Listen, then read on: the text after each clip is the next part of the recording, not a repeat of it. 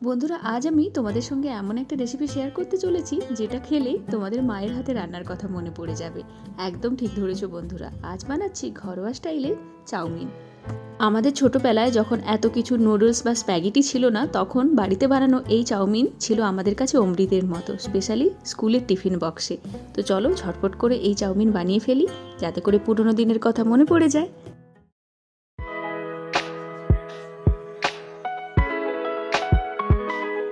তো এই বাঙালি বাড়ির চাউমিন বা ঘরোয়া চাউমিন বানানোর জন্য মেন যে উপকরণ ব্যবহার করা হতো সেটা হচ্ছে আলু আর হচ্ছে চিনে বাদাম, সঙ্গে পেঁয়াজ কাঁচা লঙ্কা তো আছেই, আর আমার কাছে ক্যাপসিকাম ছিল তাই ক্যাপসিকাম নিয়ে নিয়েছি। এটা থাকলে দিও, না থাকলে দিও না, কোনো অসুবিধা নেই। বাড়িতে যা কিছু আছে সেগুলো দিয়ে কিন্তু মায়েরা এই রেসিপিটা বানাতো।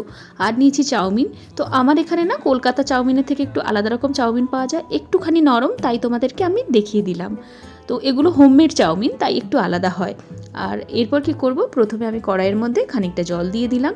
জলে আমি সামান্য নুন দিয়ে দিলাম আর দিয়ে দিলাম খানিকটা রিফাইন অয়েল। তো জলটা যখন ফুটতে শুরু করবে তখন আমি চাউমিনটা দিয়ে দিলাম। মোটামুটি আমি এখানে দুজনের জন্য চাউমিন বানাচ্ছি। আর যেহেতু আমার চাউমিনগুলো হোমমেড, একটুখানি নরম নরম আছে, তো তাই এটা বেশি ফোটানোর লাগবে না। তো আমি চাউমিনটাকে কি করব, ওই জলের মধ্যে ভালো করে ডুবিয়ে দিলাম। আর এরপর যেটা দিচ্ছি, এটা তোমরা দিতে পারো, আমার তো খুবই ভালো লাগে, 4-5টা হচ্ছে সয়াবিন দিলাম, যাতে করে চাউমিনের সঙ্গে এগুলো সেদ্ধ হয়ে যায়। তো চলো এটাকে সেদ্ধ করে নেব। আমাকে তো বেশিক্ষণ সেদ্ধ করতে লাগবে না, কিন্তু তোমরা একটু বেশি সময় সেদ্ধ করো। তো দেখো এখন চাউমিনটাও সেদ্ধ হয়ে গেছে, সঙ্গে সয়াবিনগুলো। তো এগুলোকে জল ঝরিয়ে নেব। এদিকে আমি একটা প্যানের মধ্যে কি করব, খানিকটা রিফাইন তেল নিয়ে নিলাম আর এর মধ্যে আমি ডিম দিয়ে দিলাম। তো ডিমটা আমি এখানে আলাদা পাত্রে ঝুরি ঝুরি করে নিচ্ছি। তো তোমরা একই পাত্রে করতে পারো। তো এরপর এর ওপরে খানিকটা আমি নুন দিয়ে দিলাম আর তারপর ডিমটাকে ভেঙে নেব, মানে ডিমের ঝুরি ভাজা করছি যেটা বলতে পারো। আর ডিম, আলু আর চিনে বাদাম ছাড়া কিন্তু এই বাঙালি বাড়ির যে ঘরোয়া চাউমিন সেটা কিন্তু অসম্পূর্ণ। এই তিনটে জিনিসই দিও, আর এই তিনটে জিনিসই দিলেই কিন্তু সেই পুরনো দিনের কথা তোমাদের মনে পড়ে যাবে। আমি কিন্তু গ্যারেন্টি নিয়ে বলছি, মায়ের হাতে রান্নার কথা সত্যি সত্যিই মনে পড়বে। তো ডিমের তো ঝুরি ভাজা হয়ে গেল, তো চলো এটা নামিয়ে রাখি। এবার অন্য একটা পাত্রে আমি খানিকটা রিফাইন অয়েল দিয়ে দিলাম আর তেলটা গরম হলে আমি চিনে বাদামগুলোকে ভেজে নেব। তোমরা এটা একই পাত্রে করতে পারো, মানে যেখানে ডিমের ঝুড়িটা বানিয়েছো সেটাতেও করতে পারো, বাট আমি আলাদা করে করছি। তো চিনে বাদামটা দিয়ে মিনিট খানেক বা 1.5-2 মিনিটের কাছাকাছি লাগবে এটা ভাজা হতে। তো ভাজা হয়ে গেলে এটাকে আমি তুলে নেব। তারপর কি করব, ওই তেলের মধ্যেই আমি প্রথমে আলুগুলো দিলাম। আলুগুলো একটু মোটা মোটা করে কেটে রেখেছি। আর যেহেতু আলু পেঁয়াজ দুটো রান্নার সময় আলাদা লাগে, তো তাই আমি আলুটাকে একটু আগে দিলাম। আলুটা একটু ভাজা ভাজা হয়ে গেলে তখন কিন্তু আমি পেঁয়াজগুলো দিয়ে দেব। তো পেঁয়াজগুলো আমি দিয়ে দিলাম, সঙ্গে কাঁচা লঙ্কাও দিয়ে দিলাম। তোমরা চাইলে কিন্তু এর মধ্যে রসুন কুচিও দিতে পারো, বাট আমি রসুন কুচি এখানে দিলাম না, কারণ আমার রসুন কুচি দিলে কেমন চাইনিজ চাউমিন যেটা হয়, চাইনিজ নুডলস যেটা হয়, ওটার কথা মনে পড়ে। তো তাই রসুনটা দিলাম না, তোমরা যদি প্রেফার করো দিতে পারো। তো দেখো এখানে আলু পেঁয়াজটা ভাজা ভাজা হয়ে গেছে। এরপর আমি কি করব, ক্যাপসিকাম দিয়ে দেব। তো নর্মালি আমাদের ছোটোবেলা এত ক্যাপসিকাম ব্যবহার করা হতো না, যেহেতু আমার বাড়িতে আছে তাই দিয়ে দিলাম। চাইলে তোমরা গাজর, তারপর বাঁধাকপি এগুলোও দিতে পারো। আর ওদিকে যে সয়াবিনগুলো সিদ্ধ করেছিলাম ওগুলোকে ছোটো ছোটো কুচি করে কেটে নিয়ে এর মধ্যে দিয়ে দিলাম। তো এখন কি করব, সব কিছুটাকে আমি ভাজা ভাজা করে নেব। আর গ্যাসের ফ্লেমটা কিন্তু মিডিয়াম টু লোতেই রেখেছি, এটা চাইনিজ রান্না নয়, তো সেই জন্য বেশি হাই ফ্লেমে রান্না করব না।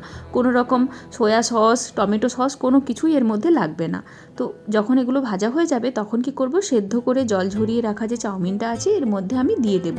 ব্যাস, দিয়ে খুব ভালো করে এটা আমি মিলিয়ে নেব, যে আলু, ক্যাপসিকাম আর তারপর সয়াবিন এই সবের সঙ্গে ভালো করে এটাকে মিলিয়ে নেব। ব্যাস, আর কিছু করতে হবে না। লো টু মিডিয়াম ফ্লেমে এগুলোকে সব কিছুর সঙ্গে মিশিয়ে ভাজা ভাজা করতে হবে, ব্যাস এটাই। আর চাউমিনটা দেখো একদম ঝুরি ঝুরি হয়েছে, মানে একে অন্যের সঙ্গে চিপকে যায়নি। তো এরপর কি করব, খানিকটা আমি গোলমরিচের পাউডার এর উপরে দিয়ে দিলাম। তো বাচ্চা যদি খায় তো তোমাদের বাড়িতে কারুর, তো সেই হিসাবে তোমরা ঝালটা দিও। কাঁচা লঙ্কা আগেই দিয়েছি। এর মধ্যে অনেকেই হলুদ দেয়, তো হলুদটা আমি এখানে দিইনি। সামান্য লবণও দিয়েছি, যেটা কোনো কারণে ভিডিও এডিটের সময় বাদ চলে গেছে। তো যাই হোক, ভাজা ভাজা হয়ে গেলে এর মধ্যে ভেজে রাখা আমি চিনে বাদামগুলো দিয়ে দেব, এবং যে ডিমের ঝুরি ভাজাটা বানিয়েছিলাম সেটাও এর মধ্যে দিয়ে দেব। তারপর আর কিছু করার নেই, সব কিছুটাকে ভালো করে মিশিয়ে নেব। একবার নুনটা চেক করে নেবে যে নুনটা প্রপারলি হয়েছে কিনা। কোনো রকমভাবে কোনো ভিনিগার, সস কোনো কিছু দেওয়ার দরকার নেই, কারণ আমি যে সময়টার কথা বলছি সে সময় কিন্তু এইসব জিনিস খুব সহজে আমাদের বাড়িতে অ্যাভেলেবেল ছিল না।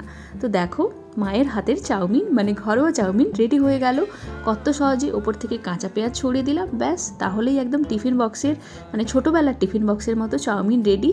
আর সত্যি বলছি বন্ধুরা, খেয়ে কিন্তু আমার ছোটোবেলার কথাই একদম মায়ের হাতের রান্না মনে পড়ে গেল। ওপর থেকে আমি একটু শশা কুচি দিয়ে খেতে ভালোবাসি, এটা প্লিজ কেউ মাইন্ড করো না। তো এটাই ছিল আজকে ছোট্ট একটা ভিডিও।